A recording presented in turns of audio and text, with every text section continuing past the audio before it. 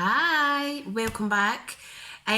Sorry for the 2 week delay, but we're finally getting around to doing week 7 of the card making series for beginners, and we're on the last series number 7, sorry, and this is to do with social media.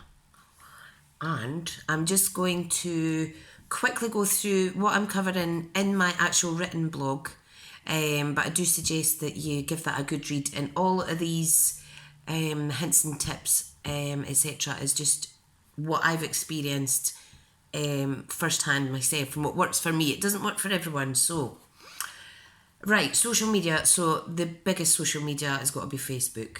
So if you don't already have a Facebook business page, or even a hobby page, do make a page. They're free. You can create groups off of your page. You can also upload events, pictures, YouTube tutorials, link it back to your website if you have one. Everyone's on Facebook, well, pretty much. 9 out of 10 people are anyway. So Facebook and groups are a great way to get a little craft community going online, particularly if you're looking for customers and whatnot. So, some other Facebook features. You can schedule posts ahead of time. I think it's up to 2 months in advance, which is good for, say you have a special event coming up and you've already done a project for that special event. You can, is there glare? Too much glare off my glasses. You can actually, that's better. You can actually schedule in advance, and then you can forget about it and wait till it posts, and then you can liaise with people, comment back, etc. So, what else? The Facebook groups. So I have a Crafty Stamping Club group, and it's a good way of sharing and creating together, making new friends, out with the business side of your craft business, which is good. Not only do I run free giveaways on my main business page, but when I do my weekly challenges, I give my sketch challenge for that week away to whoever has entered first out of the group. So that's a good way of saying thank you, especially for people to, let's be the first one, I fancy winning a card this week. So that's really good, and it's all done in kindness, of course. If you have a team of people, you can have your own private secret group for your demonstrators. You can support them online through that channel, and you can post updates, etc., to your team page. I'm just not liking the glare. Look what I've got on. I've got my silver necklace on. First time I've worn it. I'm only going to wear it a little while, and it's going back in its box though. Right, okay, so there's other channels. There is Twitter, Instagram, Pinterest. All are good for their own reasons. However, if you're wanting to do a craft business, then a website is probably your go-to port of call for most of your sales. So the reason that this last vlog, or whatever you want to call it, is 2 weeks late is because I've actually been changing my website from a kind of a restricted WordPress site that I signed up through an American WordPress.com, not realising that I would be restricted in what I could purchase, and it was costing me a lot more money, double the money, for a fraction of the add-ons and extras that I am now able to get on my new website, such as analytics and extra security, things like that. So if you're going to do a website, research it well. I'm not going to name any other ones that you... There's ones basically that are on the TV and they advertise as set up a website in 5 minutes. But again, you sign up, you get a free version. When you want to upgrade, you get your business running, you pay a little extra for some benefits, and then you want to keep growing, and you find that you're going to hit a brick wall basically, because it's so restricted, and to unlock a lot of the features you're going to have to pass the cash over, and sometimes it's a bit expensive. So if you're going to do it, I would do go with a hosting company through recommendation, I would suggest. I am using a host down in London, and it came through recommendation from a lady who not only trains in Google Analytics and everything to do with search engine, WordPress sites, etc., but she has a handmade business as well. So took her recommendation, went for it, and got an all singing, all dancing, same kind of website, but lots of background things going on in the background for me to help me as a business, for half the price. So I was really, really excited about that. Now, if you're wanting to make a business and a website, you need a name. So I started off crafting with a sewing machine, and I got bored very easily after making a dress. I made some cushions, and it was an awful lot of work just for one cushion. And the dress that I made it in an American size 12 instead of a UK, so I couldn't even get it over my shoulders. So I gave up. So I initially called my business page on Facebook Sewn by Smithy. So I soon changed that when my love of crafting, paper crafts and Stampin' Up came about. So that's why I'm Smithscraftycreations. It's a bit of a tongue twister at times. Smith's Crafts would have maybe been better, but have a think about what you want your business name or your hobby name to be, particularly if you're doing a website and business pages on social media, because if you have a business name, you're creating a brand. Maybe if you're using your own name as a brand, that's fine. Could be Joe Smith Designs or something, but research, because if there's other competitors out there that are huge, you're going to be constantly competing with them, kind of thing. So wobbling. So yeah, research if you're going to go down the website route. Sure, it's 60 or 70% of the websites out there are run by WordPress in the background, so you need to be careful in terms of it's a busier code type web portal thing. I can't remember what it's called. So you need to keep it safe and secure, because the more people use something, the more hackers want to get into it. But that's a whole different level. As long as you've got security, and your host should be able to help you with that. Some hosts charge you on a monthly basis, some charge you up front, but just research it. And like I say, if you're only doing it for a hobby, these cheaper free websites are fine. It's only when you realise you want to create a business or take it so much further that you will be restricted. One of the main restrictions is the storage for your images, which is like tiny. So as soon as you hit that, you're like, what am I going to do now? You need to cough out more money to get more storage. So like I say, just research it. I like WordPress. If you WordPress.org, you'll get a lot of information. What else was I wanting to talk about? If you're going to do a website, you need to make sure it's fresh, current, and consistently updating. Google likes it if your website is up to date with fresh content, and that helps kind of increase your view in the, when someone searches for, say, Stampin' Up, and like my website's probably about 1,000 from the top. Stampin' Up's at the top, but then you've got your big names like Poodles and Scrimping Mummy, and who else is there? Michelle Last. They're all high up, and some other ladies. So if you keep your website up to date and regularly post, it's good for your rankings. That's the word. So that's why mainly I change, so that I can make sure that my keywords and everything are perfect and hopefully grow. So I'm just going to get a wee drink of tea. Ran out of sugar, but I do like Yorkshire tea with just milk, and that's what I'm drinking. It's a good cup of tea. Right, now Instagram. Instagram is like can't think. Instagram is actually owned by Facebook, so they can run together quite quite good. How do I use Instagram? I use Instagram to post pictures and quick videos of my projects that are being published that day. And I always link it back to my website, or if it's a quick video, I link it back to my full YouTube channel. So I'm directing people back to the website, and I'm directing them to YouTube.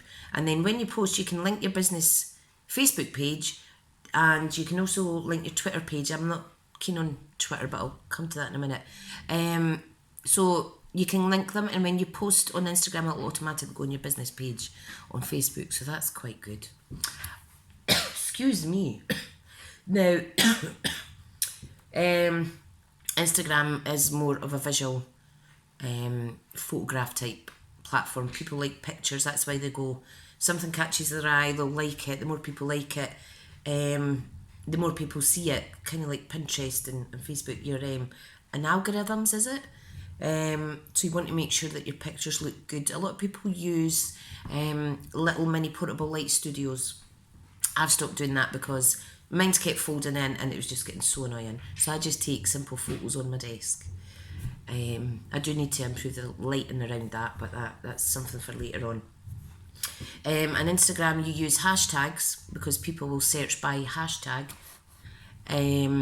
So for instance, you would do hashtag card making, hashtag stamping, hashtag Christmas crafts, and when people are looking for inspiration, they will type in hashtag and whatever the topic is. So you need to think about getting good hashtags in there, and I use it kind of the same 3 or 4 for each of my posts, but I always throw an extra one in if it's a Christmas craft, or say it's a birthday card. You want it to be quite specific. So right, so if you're ever stuck, all you really need to do is have a look and see what other people are doing out there. You'll find you'll like a certain look or not a certain look, and it's just preference really. So the only restriction with Instagram is you can copy and paste a link to your website or blog or YouTube channel in there, but it's not clickable to the viewer. So if they want to visit, they need to physically copy and paste into their browser. So if you are referencing going back to a blog or another page, please copy and paste link to view full blog post or something like that. Okay, so I go into more detail on the actual typed bit of my blog for this last episode. Now the next thing was, now I did put Twitter, but I think it's way down the bottom. I'm not a Twitter girl. Twitter is very fast paced, and it's more of a hot off the news hashtag type platform, and it moves very, very, very quickly. So it's quite hard to kind of establish yourself in there. I do have followers, and I do share all my posts to Instagram, but to Twitter. But I've never been in the habit of going in every day to check it or pushing for that, because I don't know. So if you're going to use Twitter, you need to commit, and you need to make sure that you're checking current trends for card making, or if it's Stampin'Up you do, or what have you, and see what everybody else is doing as well. Pinterest. Now, most of my website hits, well, over 50% come from Pinterest. So, Pinterest again is a visual platform. People are looking to make things or looking for ideas, and it's huge. So, I pin 2 or 3 different angles of each of my projects, and I pin them to certain boards. If you're in a certain craft company or what have you, there may be boards that you can join and post to as well, and then everybody else that sees a post will see your posts. And again, that an algorithm's kind of like more people that look at it, the further it goes in the big wide world. What I would say though is, if you watermark your pictures like what I do, what you need to do is you need to name them properly, because when you post a photo online, Google will not recognise that it's called image 1234567 8-910. However, if you do name it, say for instance, handmade card, handmade hyphen card hyphen Smithscraftycreations, or the name of the stamp set, it's more likely to be found in the Google search when people are searching for a certain product or a certain handmade, a certain tutorial, things like that. So, and when you're posting on Pinterest, it's good to put the brand name in there, or the stamp set name, as well as the main focus of that project, i.e. handmade birthday card. So you could put handmade birthday card to a Wild Rose Stampin' Up, for instance, or such and such a set by another craft company. And that helps people find your projects when they're searching for stuff. So, right, what else? Right, here's the Twitter. No, it's not. That doesn't say Twitter. Oh my god, I can't even read. LinkedIn. This is my to-do, and it's been on my list for weeks, is to make a new profile for my craft business on LinkedIn. And I'll be able to share training events, workshops, not business deals, special offers. Listen to me, special offers, etc. I do have a personal LinkedIn, which is my employment history. I did add Stampin' Up as a little part-time job in there as well, because I do have another job that's priority along with family and stuff. So Stampin' Up is a small part. Well, it's not a small part of my life, it's a huge part of my life, but it's a tiny, tiny, tiny little bit of income for me. I still spend more than I actually make at the minute, but you know what, perseverance, I'm just going to keep chomping on, because if you can dream it, you can achieve it. So I can see myself hopefully making a part-time income on that to top it up for my little family. So so LinkedIn, I'm going to start a business profile for that. Even if someone searched for Stampin' Up and came across you by accident, that's free advertising again. Right, okay. We have, in Stampin' Up, we have other platforms. What's happening with my light? We have a demonstrator's business website that we subscribe to, some of us. I use that, that's great. That takes customers directly to my shop. There's other online shops that you can use if you're not with Stampin' Up or what have you. And that is such as, the big online selling site. eBay. There's some other things like Etsy and things like that. I've tried to sell cards on eBay once, and it cost me £1 more in fees than I made. So I just took them all off. Not having that. I don't sell cards now. I just give them all away. So if you are signing up for any selling sites, do check their fees, etc. And don't be caught out with their maximum listing fee, ladda. And then to find that you're actually charged a final valuation fee as well, and it's costing you more than you sold the card for. Been there, done that. It's not fun. And then the last one, which a lot of people are kind of unsure about, and I was for a little while, till I got used to the sound of my own voice, which I don't like. Anyway, is YouTube. So I'm chasing 1,000 subscribers so I can do lives on YouTube, and then the lives can then be shared to my Facebook.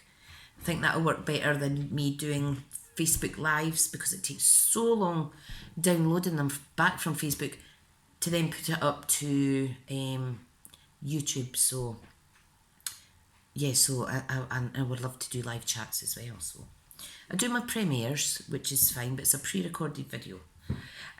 So YouTube, again, that's another free platform. You can set up your business account. You post videos, tutorials, etc. on there, whatever you like. People can subscribe, they can unsubscribe, they can follow you. Well, they can hit the alert bell and be informed of all your tutorials that are popping up. They can like a video, they can thumbs down a video. That's always not as nice, but it's still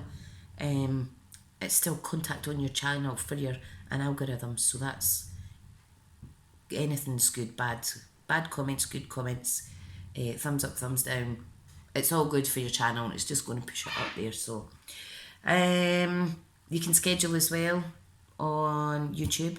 And if you see on my channel, Smithscraftycreations.com, or Smithscraftycreations rather, on YouTube, I think I have about 10 scheduled premiere tutorials. So I'm almost full for my 3-4 blog posts a week for the whole month of October, which is great because it's let me concentrate on other parts of my business, the admin side of things, stuff like that. So it is really, really, really good. So yeah, not long after I started the YouTube though, they lowered the minimum subscribers that you had to have to, they increased it, sorry, to 1,000 subscribers, so that you could, before you can do lives, before you could do general chat on a channel feed, which is a bit annoying. But hopefully I will reach that, hopefully before Christmas. And if I reach that before my stampiversary, my first year stampiversary, which is the 14th, so that's 6 days. No, I'm not going to achieve that in 6 days, no way. But maybe even into the new year, I would be very happy. Right, so on from YouTube, you're going to need something to record on, and I think the majority of people now are using their mobile phones.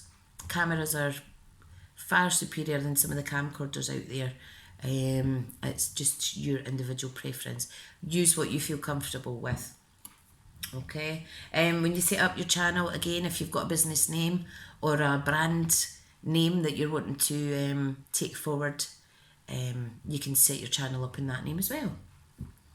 And what else?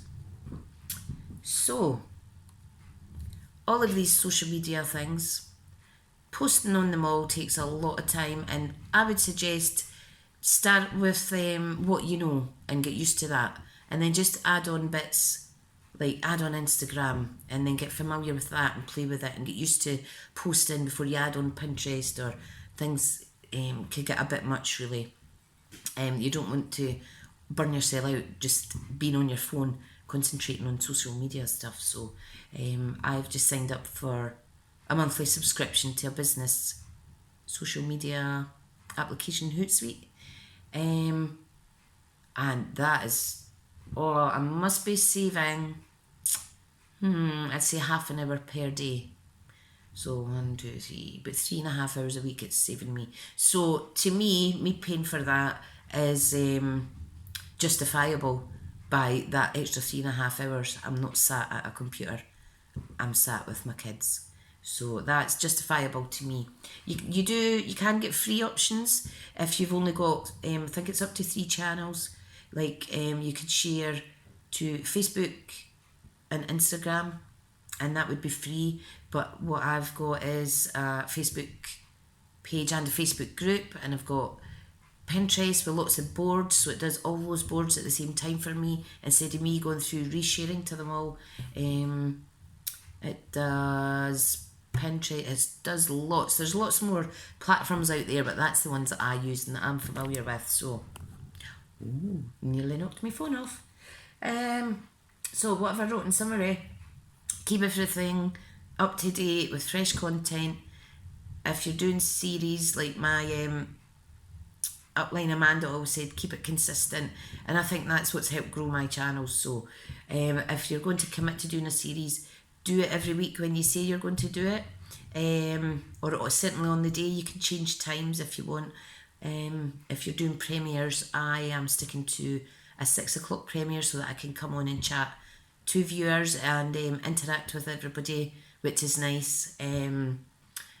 But my ones on a Saturday, I schedule them for 8 o'clock, and I get a different part of the world that comes on and can chat, because maybe that's their night time, and here in Scotland people are still in bed at 8 o'clock on a Saturday. Now, let me see. So regular posting, it will build up your audiences, so that's important. If they're looking out for something and you're not posting it, or you're missing a few weeks, people might just unfollow you. People like, well, us humans are creatures of habits at most of the time, so I'm sure all us crafty people are the same. I know I am. So, what else? Keep your photographs nice, clear, bright.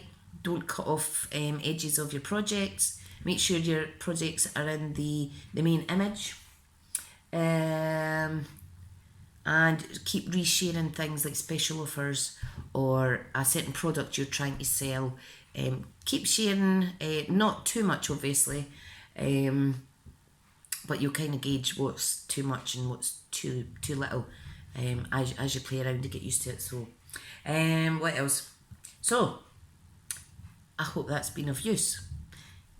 Now, I've always got to end these type of tutorials on, not tutorial, it's more information. It's more an information vlog.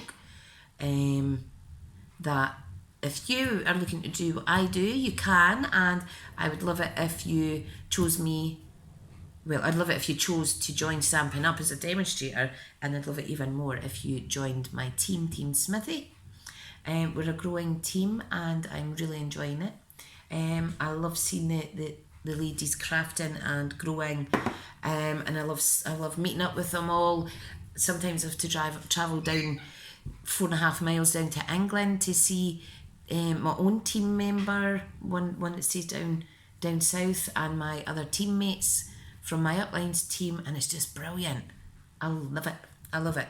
So you don't need to be in Scotland. You don't even need to be in the UK. You could be in France, Germany, Austria, the Netherlands, or Germany. Everyone's welcome to join my team.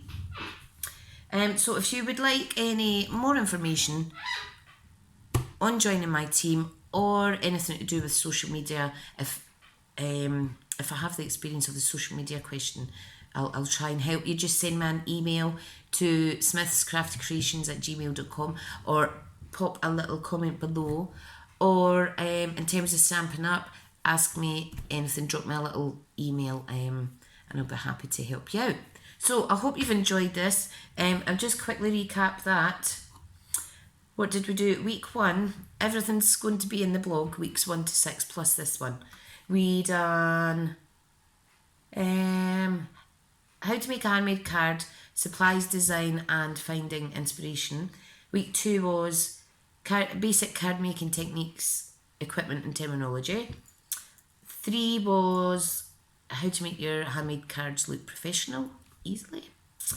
Week 4 was what are the benefits of card making, and that was a selfie vlog as well, but my hair was a mess in that one. I've actually done my hair today.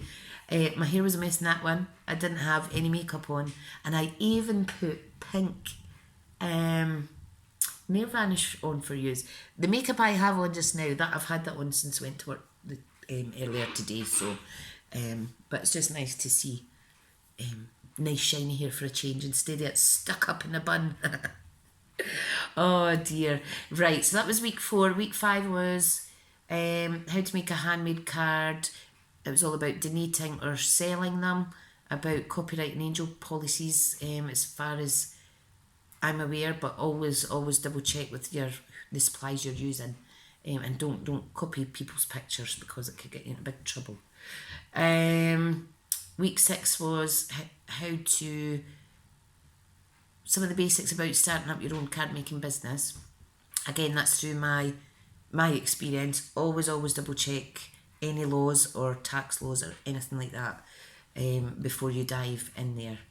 And then this week is week 7, the final one, albeit it should have been last week, but I do apologise. My website was all mixed up and I thought I can't retype that whole blog because I put so much time and effort into it. But once my website settled, I did find the draft post, thankfully, on the old host site, and I copied that over and I added to it and whatnot. So if you like this, please let me know what you've thought. It's been a long 7 weeks, I think, in terms of it's just went on and on. However, time's going in quick, and it's only, 80 odd days till Christmas? Panic. Right, anyway, that is it from me. I hope I haven't waffled on too much. That's what went now? Half an hour. Please let me know what you thought, and if this has been of use to you. Like I say, this is on my experience only. I have done things wrong or the wrong way as well, so it's all about trial and error, and I think the best way to learn is to actually make some mistakes. Part of human nature, isn't it? We learn through our own mistakes. So don't strive for perfection neither, because nobody's perfect. No piece of handmade gifts or anything are perfect, and that's the quirkiness of handmade, is that it's handmade.